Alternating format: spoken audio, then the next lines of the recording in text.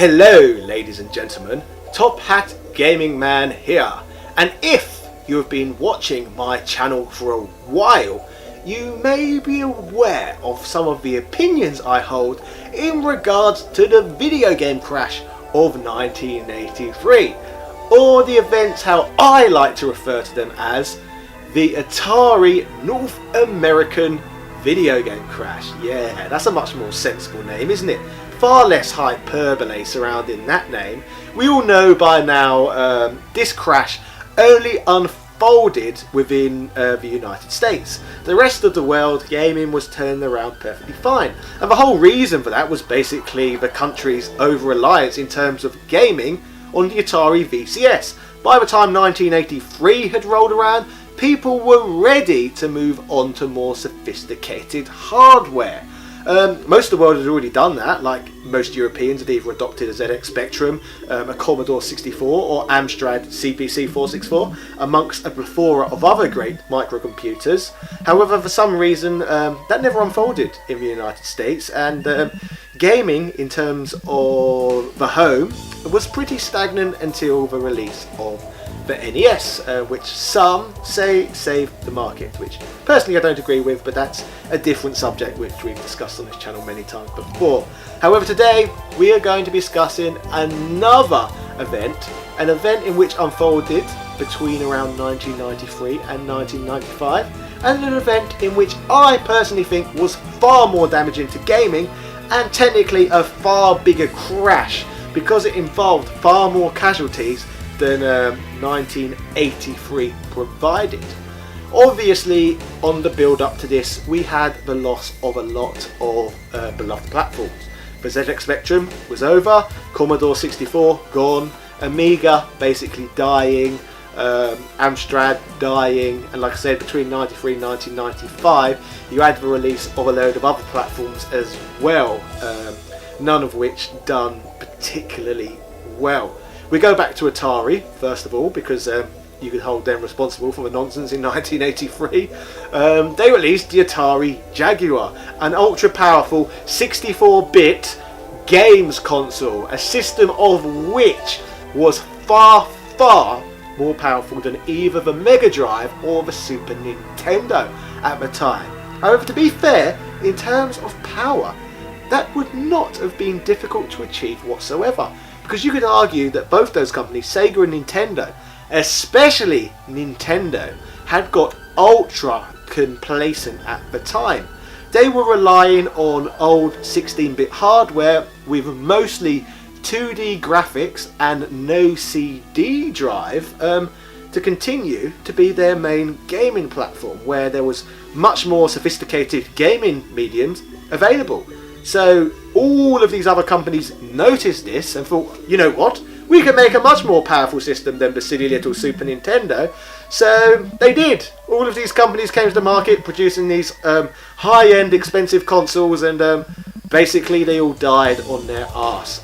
First of all, as I said, we had the Jaguar, the Atari Jaguar, which was Atari's last-ditch attempt at tackling the gaming market. They had the Atari ST microcomputer previous to that, which was fantastic actually, probably better than what the NES could offer at the time, but the Atari Jaguar, no, that system was a complete flop.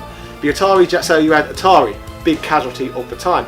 The next one, you obviously had Trip Walker's 3DO platform as well, and he literally states that he designed the 3DO because he noticed how weak the Super Nintendo was and how weak the Mega Drive was in 1991. He formed that company, which I will cover in a whole nother video. But yes, and then you had Sega as well. They released a load of ridiculous platforms that all flopped on their arse. You had the Sega Mega CD, and then you had the 32X, and you had the Sega Nomad released around that time as well. Even Nintendo had a part to play in releasing ridiculous failed hardware in 1995 as well, with the release of the Virtual Boy. So what the bloody hell was going on with all of these odd gaming platforms that all failed? The Philips CDI as well, there's another one for you. The Philips CDI was around then. The FM Towns Marty, that Japanese game console. The Neo Geo and the Neo Geo CD. So many consoles just all collapsed all during that time frame. And it basically, once again, just like Nintendo before in the region, you basically had Sony come along and pick up all the pieces that was left over, and they came along and essentially dominated the market. They were the first company to come along, notice how complacent Nintendo were, and Sega to some degree. So where Sega wasn't really complacent, they just didn't seem to have a clue what they were doing. But basically Sony came in and capitalized off all of this ridiculousness, and so all these consoles died and Sony just dominated, with Nintendo just kind of being in the background for a while. Yeah, the PlayStation was more sophisticated than anything else on the market. It was cheaper and arguably more sophisticated than the Sega Saturn, which I believe was also released in 1995, and you could argue that that flopped to some degree as well. So eventually the PlayStation killed Sega as well in the console market. That's Sega gone. So all you had left was Sony and Nintendo then. Everyone else dead. And that's what you call a massacre, ladies and gentlemen. And Sony even nearly killed Nintendo, didn't they? Or they arguably did kill Nintendo. It depends to how you look at it. Nintendo tried to directly compete with Sony right up until the GameCube era. But then the PlayStation 2 outsold the GameCube on such a ridiculous level that Nintendo decided they were never ever going to try and directly compete with Sony again, and instead started releasing gimmick consoles instead, like the Nintendo Wii, the Wii U and the Switch. So they realised they could no longer compete with Sony, then later Microsoft, so they had to diversify what they were producing and put out somewhat different products rather than a pure gaming console, if you know what I mean. So yes, ladies and gentlemen, I think the events that unfolded between 1993 and 1995 were far more damaging in terms of casualties than what unfolded in 1983. However, ladies and gentlemen, let me know in the comment section if you believe me to be correct, because I don't think 1983 particularly did that much. Basically, people just caught on to the fact that the Atari VCS was outdated, and I suppose that's what happened with the PlayStation as well. People realised, oh, PlayStation is better than everything else. Yes, so yes, Sony, they continue to dominate pretty much right up until this day, with only a few blips here and there over the years. So that's outrageous, isn't it? There's never been a games console that's been dominant for that long. Mental when you think about it, considering all the different manufacturers you used to have around back in the day. Very boring these days, isn't it? There used to be so much exciting stuff going on, but that's what you get with a video game crash, I suppose. All the interesting stuff gone, because none of those companies exist in the console arena anymore. So, ladies and gentlemen, as I said, let me know in the comment section what you think. Also, if you are new to my content, do not forget to hit the like button and obviously the subscribe button as well, as I release videos every couple of days. However, I will tell you that I also release in-depth content once a week on this channel, and hopefully, provided I can get the whole thing edited, I have a 20-minute in-depth video all about the Panasonic 3DO coming up. So I'd advise you all to watch that and leave comments on that too. That'd be nice. Yeah. Cheerio! What we're looking at here is the June 1995 issue of GamePro magazine, and what's interesting about this issue is it covers the very first Electronic Entertainment Expo, or E3 Expo. And GamePro magazine heavily covered the 3DO at the time. You can see here it's at the top of their banner, but what was interesting about the first E3 Expo is that was the launch of the Sega Saturn, and it had just had a surprise launch. They were announcing the Sony PlayStation.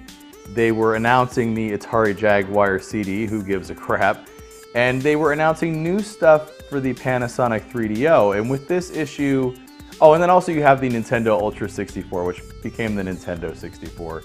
All of those things were coming out, but the 3DO had been out for a while already.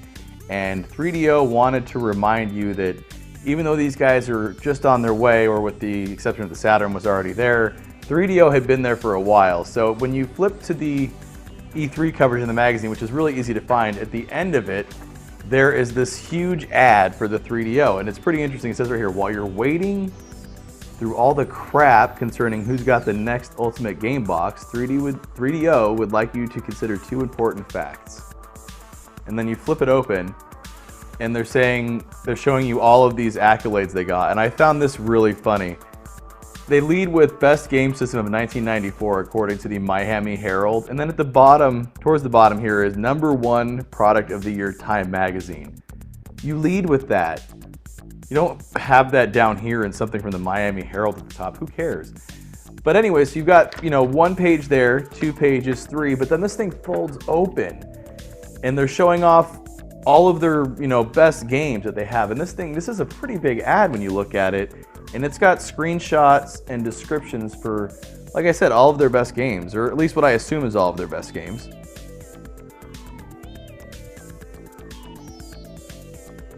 Now, I don't know what the final count was of 3DO games that were released, but down here it says at this point there were 200 of them. So it's not a small number, but not a huge number of releases. And finally, at the end, there's one more dig here at their competitors. It says that we've got the most advanced gaming system on the planet. We've got 200 Woody-inducing titles to play on it. There's that 90s tude. We've got industry awards coming out our wazoo. And you know what? It's all here right now. The 3DO.